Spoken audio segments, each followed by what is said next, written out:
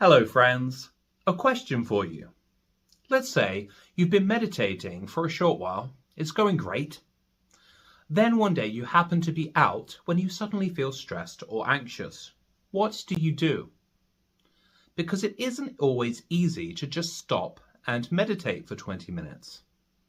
But thankfully, that's where we can use mindfulness exercises, quick and easy ways to access that meditative mindset to calm your emotions and to relax. In this video, I'm going to show you 9 of the best mindfulness exercises for emotional regulation that you can use anytime, any place. If that sounds good to you, please remember to subscribe and let's begin. The first mindfulness exercise that I'd like to share with you is a little bit of cold exposure. But don't worry, we don't need to go full Wim Hof. For this exercise, we just need a single ice cube. We're just going to hold that in our hands. What this is doing, other than making my hand cold, is activating the mammalian reflex, which essentially is going to lower my heart rate and calm my mind.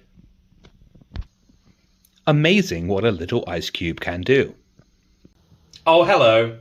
A simple alternative to this is to just hold your hand under a cold tap for about 20 to 30 seconds. Next, a little mindfulness exercise for which you need nothing more than 2 hands. Let me tell you something. I've learned that my state of mind is always communicated via how I'm holding my hands. For instance, when we're angry, we tend to clench a fist. And I've noticed when I'm nervous, my hands and my fingers will kind of tuck up inside themselves like this. And when you're sad, you might kind of self-soothe a bit like this. So because of the relationship between the mind and the hand, because so much of the brain is dedicated to the motor and sensory functions of the hand, we can use our hands to help control the brain and our emotions. Now here's all you need to do. When you want to relax, simply place index fingers and thumbs together, which is Jhana Mudra. Turn your palms upwards and just place that on your lap. It's so easy to do. And you can easily do this for a few moments at work or when you're at a restaurant with friends, let's say. And it's just going to help you to relax without anybody really even noticing.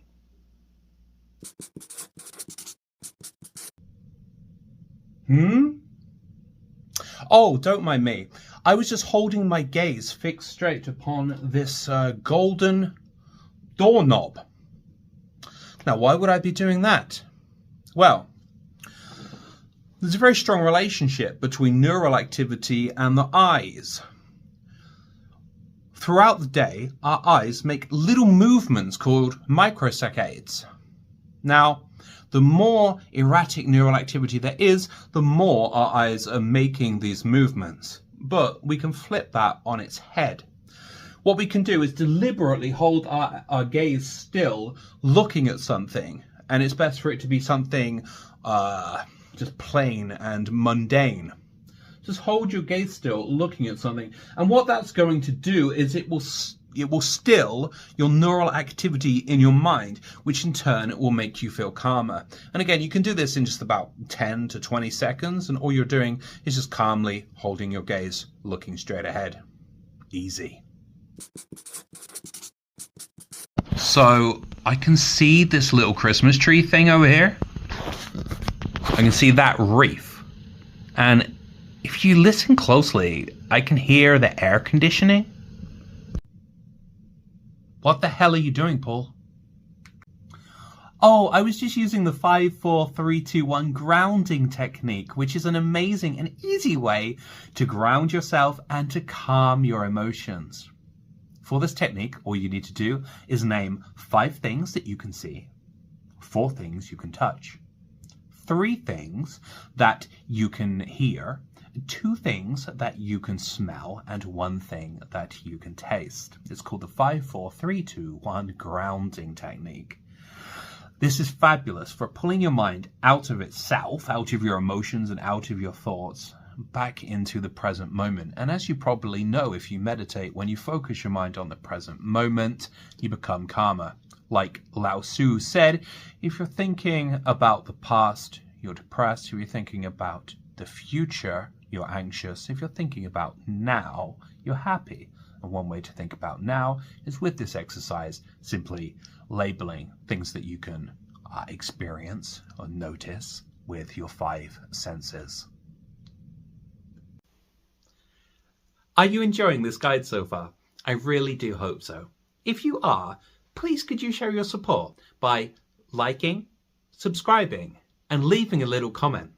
Perhaps you could comment about which of these exercises you've tried and your experience with them. Now, let's continue. The next one is just simple, mindful stretching. Just ignore my sexy pajamas here. They're beautiful, but they're not really the point.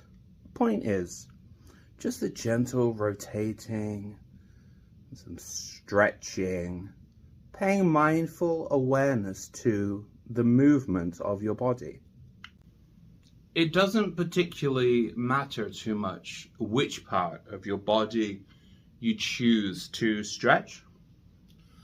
What's more important is the quality of mind that you bring to it. If you've ever done Tai Chi, Yin Yoga, Qigong, then you'll know that kind of mindful awareness. It's just very deliberately being consciously aware of the energy in your body that's creating the movement. That's very simple. And of course, not only does this help your mind, but it's also going to relax your body. And a lot of emotions are communicated by the body. If you think about anger, maybe you get tension in your chest.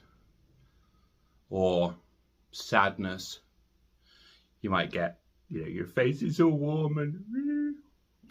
So a lot of your emotions are communicated via your body. And so by just doing some gentle mindful movements, and by being consciously aware of your body, you help to settle your emotions. I'd also like to just briefly touch on the 4 foundations of mindfulness. There's a great book called The 4 Foundations of Mindfulness in Plain English, which you might like to read. So the 4 foundations are mindfulness of body, which is kaya, mindfulness of feelings, which is vedana, mindfulness of mind, which is sila, and mindfulness of dhammas, which is just called dhammas. Oh, and look, Buddha has his cat sticker here. And you can think about that either in the spiritual way or not spiritually at all. Essentially, all the 4 foundations mean are take a moment to stop now and again. And just observe where you're at in your body, where you're at in your mind, and just label the emotion that you're feeling in your mind. Where are you at in terms of the environment? And also a bigger perspective, whether it be spiritual or not, just taking a bigger perspective, bigger picture view on the present moment.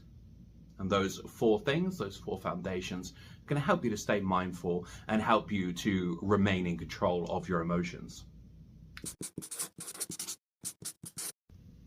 The final one that I would like to share with you is something that I do all the time. It's one of my absolute most favorite psychological exercises. And what it is, I call it an argument for calmness and happiness. And it works a little bit like this. So your mind is always searching for congruence between different aspects of what's going on. So for instance, let's say that you're feeling unhappy. Your mind says, okay, I'm feeling unhappy. There must be a reason for that. And then your mind looks for the congruence. It looks for the reasons externally why you might be unhappy, which really isn't very helpful. If you think about it, you're already feeling unhappy, and now your mind is searching for all the possible reasons why you might be unhappy. It's even worse if your friends then say, hey, why are you unhappy? Ask me why I'm happy, not why I'm unhappy, which is exactly what this exercise is. So ask yourself, why should you be calm? You're making an argument for calmness and happiness. So find reasons in your present moment reality why you should be calm and happy. And there's always reasons. For instance, right now, I could choose to make an argument for being unhappy. Right now, I'm home alone. I'm just making a YouTube video. Got no clue how many views it's going to get, if any. You know, there's always reasons to be unhappy. But then I could also create an argument to be happy, right? Oh, I've got this roof over my head. I'm in a pretty nice space right now. I'm doing my passion, which is teaching my mindfulness, teaching meditation. You know, so there's always, you can always make arguments to be any emotion that you want to be. So just choose to make an argument for calmness and happiness. Choose to see all the reasons that you have to be calm or happy or whatever emotion you want to feel. Because there always are reasons, and it's just up to you to choose which emotion you want to feel. And that is my absolute favorite mindfulness exercise for emotional regulation. And that is our mindfulness exercises for emotional regulations video done. Wow, easy for me to say. I really hope you've enjoyed this. I hope you find the exercises helpful. Remember, this is a two-way street. So if you want me to keep making content, which I really want to do, I do need a little bit of support. All you got to do is give me a thumbs up, subscribe, comment. I love it when you guys comment and just tell me, you know, whether you liked it, whether you didn't like it, what other mindfulness exercises I could have included, and so on. Thank you so much. And if you really want to master mindfulness and meditation, why not join me for private lessons online on thedailymeditation.com. Cheers. I'll see you next time.